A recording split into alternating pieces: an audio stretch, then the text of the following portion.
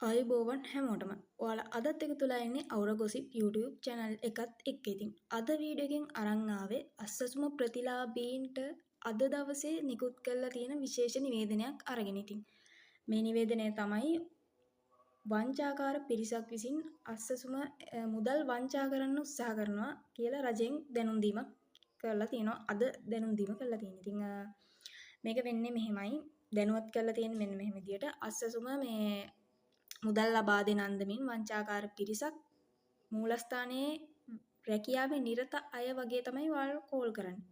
ඉතින් එහෙම කෝල් කරලා ඔයාලගේ බැංකු ගිණුම් OTP එක ඒ වගේ දේවල් ගන්න බලනවා. ඉතින් මේකදී ගොඩක්ම ගොදුරු වීමට වැඩි ප්‍රමාණාවක් තියෙන වයසක කට්ටිය. මොකද ඒ අය තමයි මේ ගැන පිළිබඳ දැනුමක් නැත්තේ. ඉතින් අවධානය යොමු කරන්න කියලා මේකට ඉල්ලනවා. මොකද මේ වගේ දෙයක් කිසිම විදියකින් රජයෙන් වෙන්නේ නැහැ.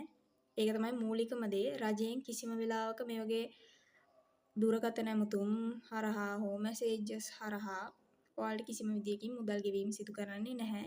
රජයේ නිසි පිළිවෙලක් තියෙනවා. ඉතින් ඒ හින්දා ඔයාලගෙන් ඉල්ලන්නේ ඔයාලට ඒ විදියට ඇමතුමක් ආවොත් හරි මැසේජ් එකක් ආවොත් හරි ඔයාලගේ ළඟම පොලිසියට වාර්තා කරන්න මේ පිළිබඳව. මොකද මේක වංචාකාර වැඩක්.